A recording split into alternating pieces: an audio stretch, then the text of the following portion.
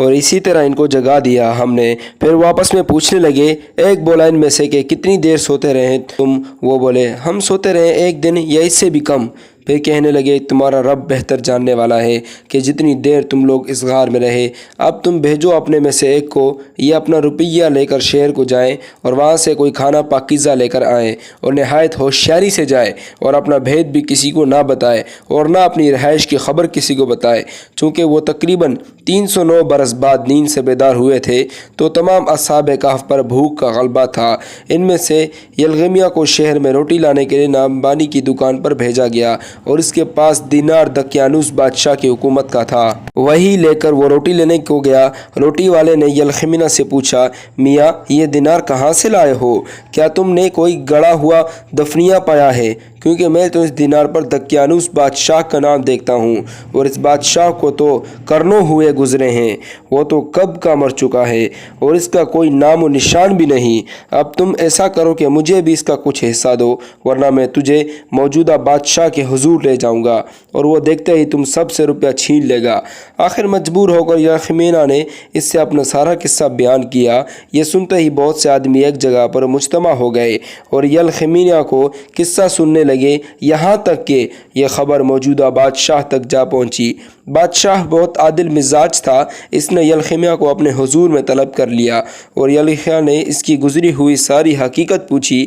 بادشاہ کے پوچھنے پر یلخمینہ نے کہا، ہم لوگ کئی آدمی ہیں اور بادشاہ دقیانوس کے ظلم سے بھاگ کر فلانے پہاڑ کے کوہ میں جا رہے ہیں، اور بعد ایک مدت کے جب ہم لوگ اپنی نیند سے بیدار ہوئے تو بھوک سے بے تاب ہوئے اور برداشت نہ کر سکے، اور باقی لوگوں کو وہیں بٹھا کر میں اکیلا روٹی لینے کے واسطے شہر میں آیا ہوں۔ بادشاہ یہ سن کر بہت معتجب ہوا اور علماء تواریخ جاننے والے کو بلوایا۔ پھر ان سے پوچھا، کیا تم لوگ بتا سکتے ہو کہ بادشاہ دقیانوس کون سے زمانے میں گزرا ہے؟ ان علماء تواریخ جاننے والوں سے متفق ہو کر بادشاہ نے اس کہا، جہاں پناہ جو باتیں یلخمینہ نے آپ سے عرض کی ہے وہ سب سچ ہیں۔ ہم لوگوں نے تواریخ میں کم پڑھا ہے کہ بادشاہ دقیانوس بڑا ظالم تھا اور زمانہ سابقہ میں گزر چکا ہے، بس یہ بادشاہ عادل اور مصنف مزاج تھا۔ یہ حقیقت سن کر یملیخا کے ساتھ اس غار میں جانے کا عزم کیا اور نہایت شان و شوکت سے سوار ہو کر اس غار پر جا پہنچا۔ یملیخا نے بادشاہ سے کہا، اگر آپ اس شان و شوکت اور دبدبے کے ساتھ ان کے پاس جائیں گے تو وہ لوگ آپ کو دیکھ کر ڈریں گے اور کسی دوسری جگہ چھپ جائیں گے اور پھر آپ سے کچھ بھی بات چیت نہ کریں گے۔ مناسب ہے کہ آپ یہاں ذرا ٹھہریں اور میں جا کر ان لوگوں کو آپ کے آنے کی خبر دوں اور ان سے کہہ دوں کہ بادشاہ دقیانوس دنیا سے رخصت ہو چکا ہے، تاکہ ان کو خاطر جمع ہو جائے، اور ان سے کہہ دوں کہ اب مسلمان بادشاہ ہے، آؤ شہر میں چلیں۔ یہ بات کہہ کر یملیخا اس غار میں چلا گیا اور تمام احوال جو اس پر گزرے تھے وہ ان لوگوں سے بیان کیا۔ وہ لوگ کہنے لگے کہ ہم کو اب کھانے پینے کی کچھ حاجت نہیں اور ہم کو دنیا سے بھی کچھ غرض نہیں، ہم تو اپنے خدا ہی سے کام ہے۔ یہ کہہ کر وہ پھر سو گئے۔ بعض راویوں نے کہا ہے کہ وہ لوگ اب تک سو رہے ہیں اور اسی طرح قیامت تک سوتے رہیں گے۔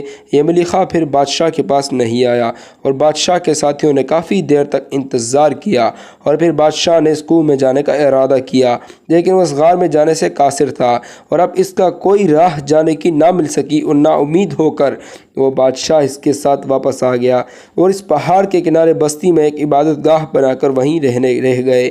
اور ایک یہ روایت یہ ہے کہ اصحاب کہف کے لیے حق تعالیٰ نے فرشتے مقرر کیے ہوئے ہیں جو ان کے پہلو بہ پہلو چلاتے ہیں اور کروٹیں بدل لاتے ہیں اور بہشت کے پنکھے سے ہوا کرتے ہیں، اور گرمی اور سردی وغیرہ ان کو نہیں لگتی۔ اور تو دیکھیں دھوپ جب نکلتی ہے بچ کے جاتی ہے ان کے کوہ سے دانے کو، اور جب ڈوبتی ہے کترا جاتی ہے ان سے بائے کو، تاکہ اثر گرمی اور سردی کا ان پر نہ پڑے۔ اور وہ سب لوگ میدان میں ہیں، اور یہ اللہ تعالیٰ کی قدرتوں کی ایک نشانی ہے۔ جس کو اللہ تعالیٰ چاہتا ہے وہی سیدھی راہ پاتا ہے، اور جس کو گمراہ کر دے تو پھر اس کو کوئی راہ دکھانے والا نہیں، اگرچہ اس کے قریب ہی رفیق کیوں نہ ہو۔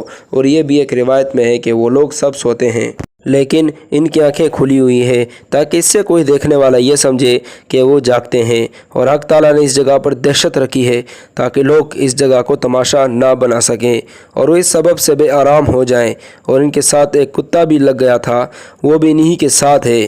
مروی ہے کہ حضرت عیسیٰ علیہ السلام کے قبل زمانے سے اصحاب کہف غار میں گھسے ہیں، اور بعض کہتے ہیں کہ وہ لوگ حضرت عیسیٰ علیہ السلام کے زمانے میں ہی غار میں گھسے تھے۔ اور وہ لوگ انجیل پر ایمان لائے تھے، لیکن اکثر کا قول یہ ہے کہ دین و مذہب ان کا بحث خدا کے کسی کو معلوم نہیں۔ واللہ اعلم بالصواب۔